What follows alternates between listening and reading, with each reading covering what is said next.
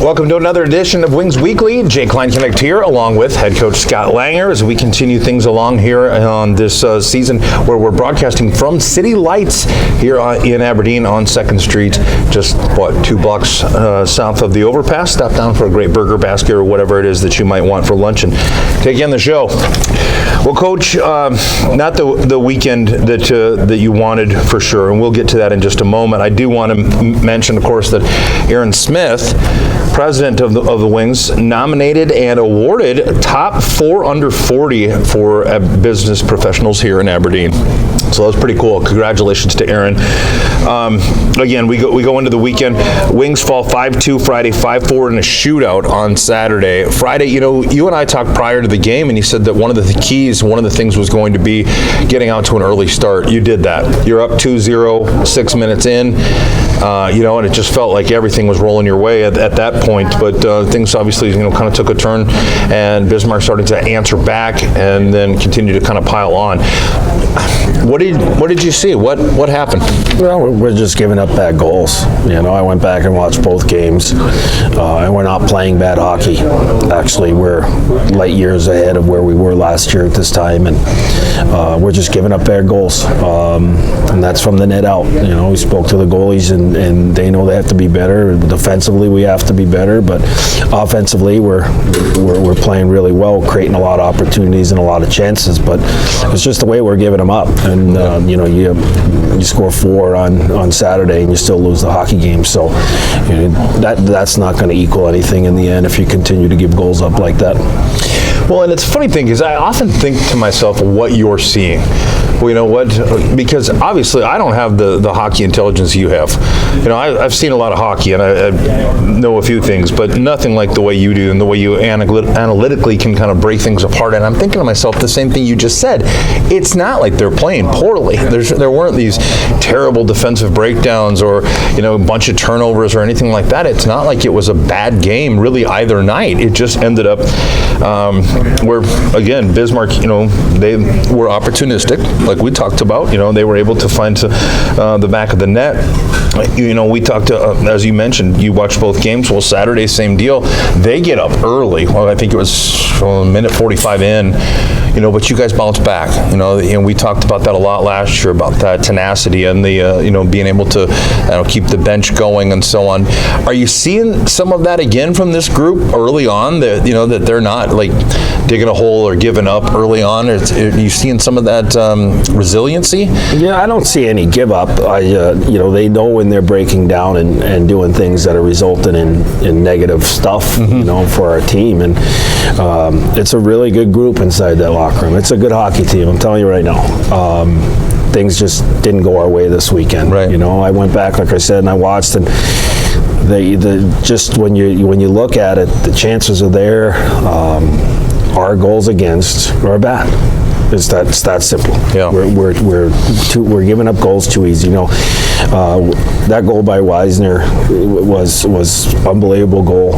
On Saturday, gets us back in the game, and we fight right down. We had a lead, and we were playing well with the lead. At the end there, we were making them go 200 feet in order to have success, and that's what you want to do when you're that late in the game and you have a 1-goal lead, and then puck goes off a stick, deflection, it goes up over the goalie. A little bit to blame for the way we came back on our line rush against, and a little bit to blame for a weak goal, in net. So, but until those things get cleaned up, we're going to continue to be in a tough situation. We know we can score now. We don't have that issue. We can score. We're good offensively, and we're getting better defensively, and we just need to clean things up a little bit. Well, like I said, from my, I guess perspective, or the vision test, if you will, it just looks like there's a lot of speed, a lot of energy, a lot of physicality. There's a lot of really good things that I'm seeing, from this team early on. So that's, it's certainly promising. How about special teams? How do you feel about your penalty kill early on in the first few games there in Blaine and so on? Looked like it was doing pretty well, starting to give up some goals though. Oh yeah, and you can't win many games if you don't have specialty teams that are clicking. Right. You know, we scored a couple power play goals, which was good, but we're giving up a lot of penalty kill goals, and we're giving them up in bad ways. You know, and again, it's you know, you have to look at your penalty kill that you do have 5 guys on the ice, and you know, when one of those guys breaks down, whether it's a net or one of your forwards or your D, like you're susceptible to getting scored on. You know, they have a one-time from the flank there on Saturday night. We don't go out and block it. Goes to the back of the net. Yeah. So we're learning hard lessons, and it's costing us points right now. You're a penalty kill guy. Like, you're a defensive player, and obviously, you know, it's your baby. Like, you take pride in the kill. So how do I put that? How frustrating, I guess, is it for you to see that some of these mistakes are being made, and how, like, is there a learning curve? Do you kind of feel like, oh, it's all right, we can do this and that, or are you like, this needs to change now? No, it needs to change. Yeah. Everything needs to be amped up a whole nother level on the penalty kill. And again, I'm going to reiterate, it's from the net out. You know, your best penalty killer is your goalie. You know, so he has to be that guy.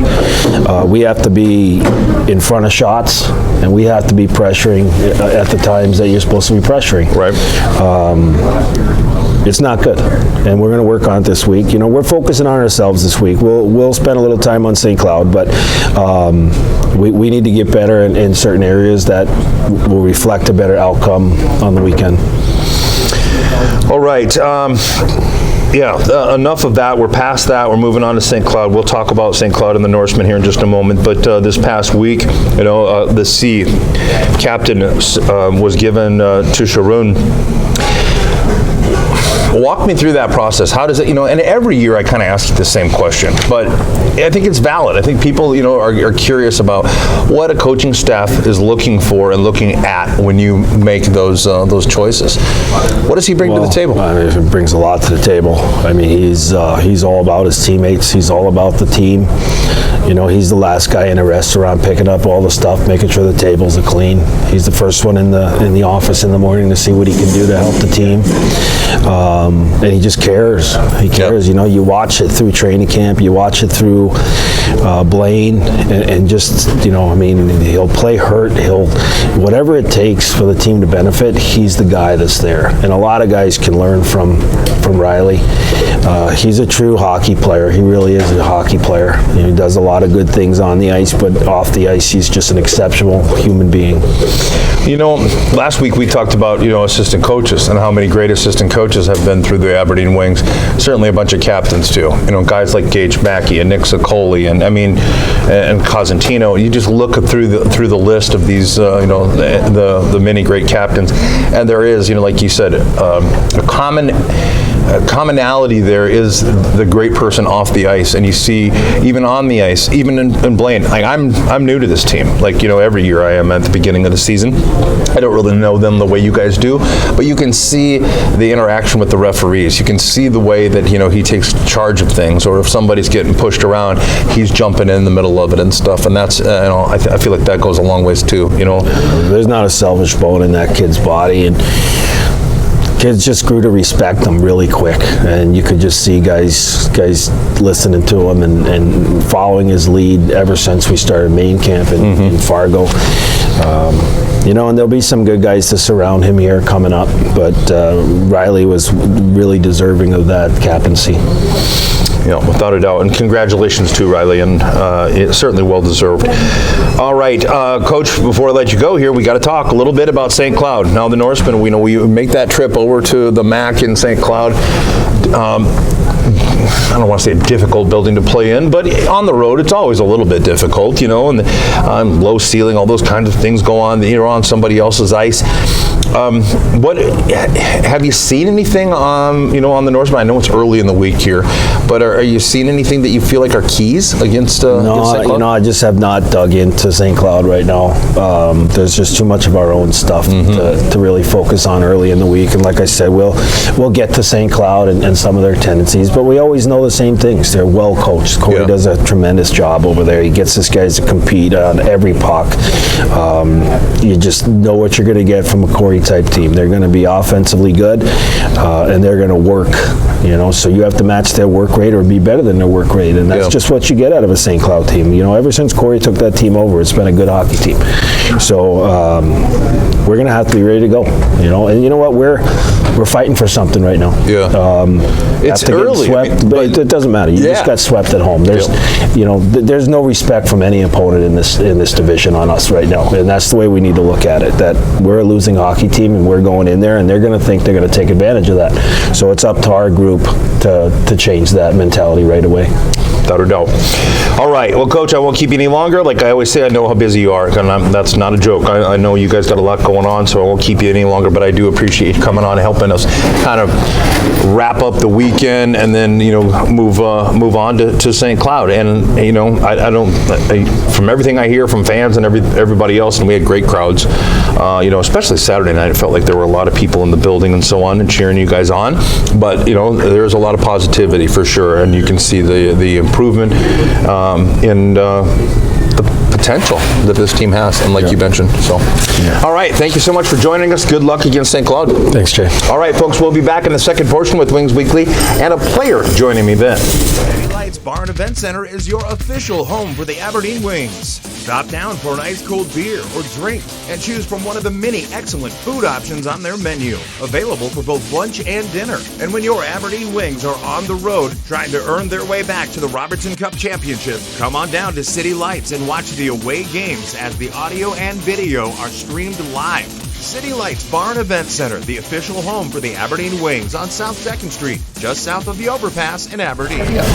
Welcome back to another edition of Wings Weekly, and as the second portion continues, as usual, we have a player that is joining me now, and this time it's Isak Holmstrom. Isaac, big weekend, 2 goals on Saturday night, and before we get into the games, though, I want to start a little bit. Now, Elite Prospects tells me that you were born in Detroit, Michigan, but then went on to play like pretty much your entire career in Sweden. How does that all happen? Walk us through, so you're technically a United States citizen since you were born in the U.S., but then go on to play in Sweden. Yeah, so I was born in Novi, Michigan, and then we moved back to Sweden when I was 10. So I lived in the States for 10 years. So okay, very cool. Yeah. So you started. You said you moved back there when you were 10. What age did you start playing hockey, and how did you get introduced to it? Was it maybe through a parent or a relative, somebody that influenced you? Yeah, I mean, my dad, he was at the rink all the time, so he just took me to the rink, and I loved it. So I was like maybe 2 or 3 years old. Yeah, so early on. Always been hockey. Yeah, I just love that question. And oftentimes, and Wings fans, if you've watched Wings Weekly, you know that oftentimes these guys say they started when they were 3 years old or whatever. But every now and then you get somebody that throws you a curveball, and I can remember players saying they didn't start till they were 10 or whatever, and I'm going, wow, that's kind of late. So it's always interesting for me to ask those questions about how you developed that love. Okay, now you're in Sweden, you're playing, and you end up back in the United States, in Aberdeen, South Dakota, of all places. How does that happen?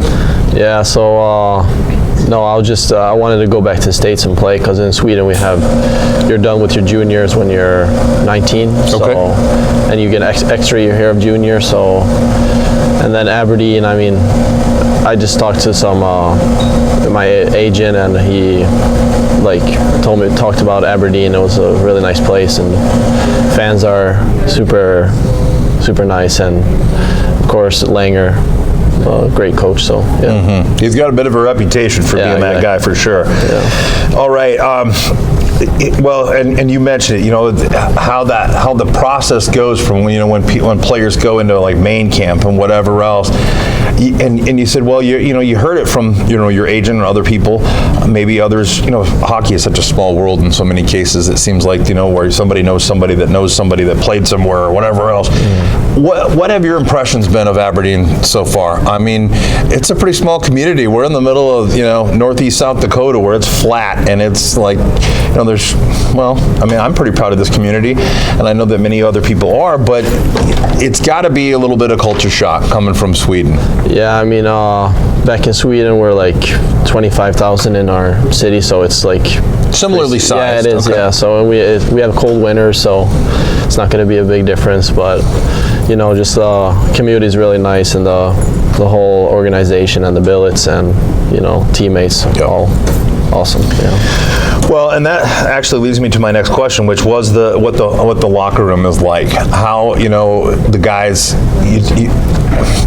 I don't know how to put this exactly. I've said it before, but to me, it's sort of like being recruited into an army or something, where you're all thrown into the barracks, and you all come from different walks of life.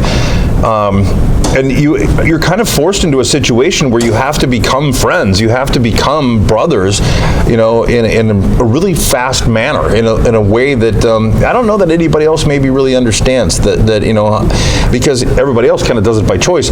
You're thrown into a group. You're thrown into a locker room, and across the way, next to your left, right, whatever it is, are guys that you don't really know, but you're all kind of going through the same thing, being in a new community, new billet homes, and new restaurants, new all kinds of stuff.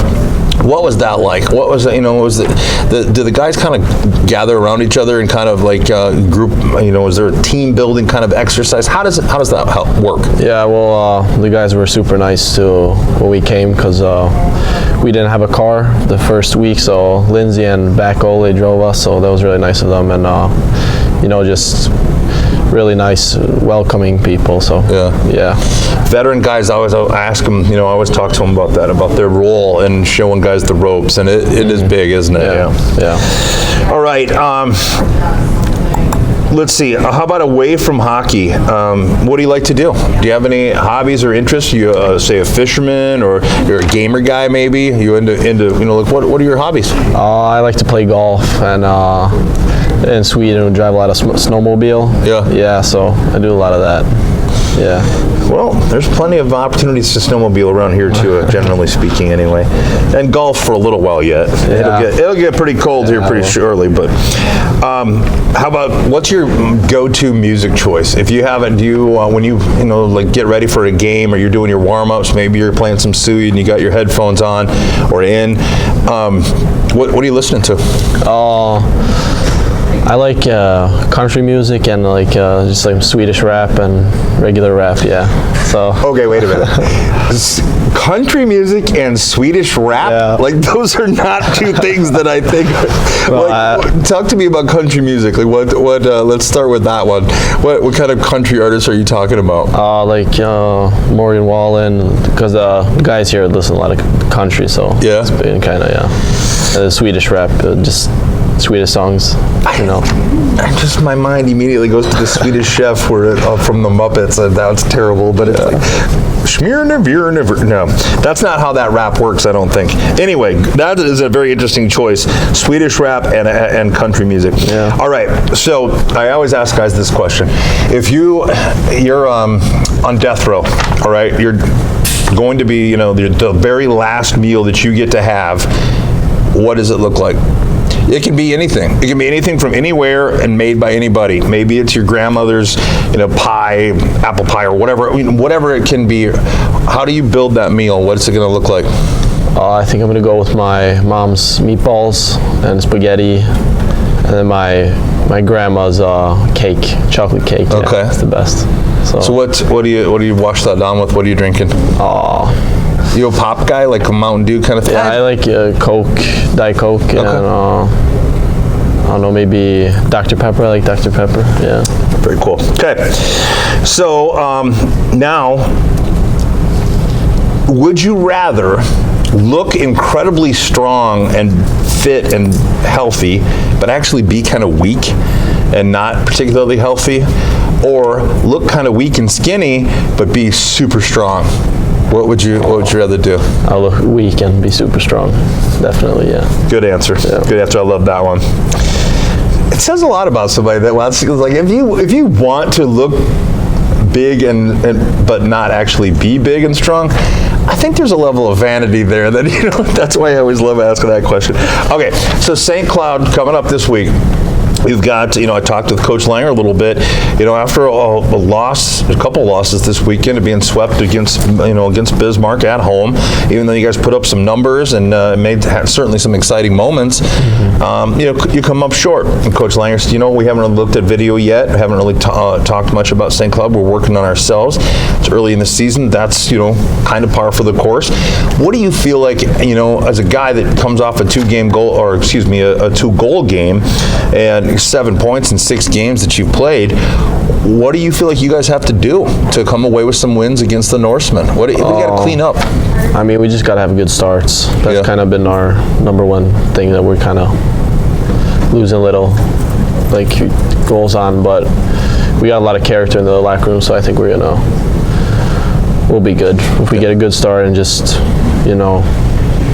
hunt them down, Early on in the season, it's always interesting to me, and I've been doing this a long time, but it's always interesting to see the development of teams as they, as you start to work through these processes early in the season, and then where they're at midway through, like around the holiday break, and then right around playoffs and that push there. Just it's such a different changing kind of piece. So it's pretty cool. But like Coach said, there's a lot of potential in this team. You can see it. Yeah, there is. A lot of skill. Well, I really appreciate you taking some time to talk to me. I always tell Coach how busy I know that he is, but certainly you guys too, with everything you have going on, the practice schedules and the workouts and all the different things that you have going on. Thanks so much for joining me here at City Lights. Oh, thank you. All right, folks, that'll wrap up our Wings Weekly. But before I let you go, Friday and Saturday, September 29th and 30th at St. Cloud, puck drops at 7 p.m. both Friday and Saturday night, and then Friday and Saturday, October 6th and 7th, we are in Minot. 7:35 puck drop both nights there.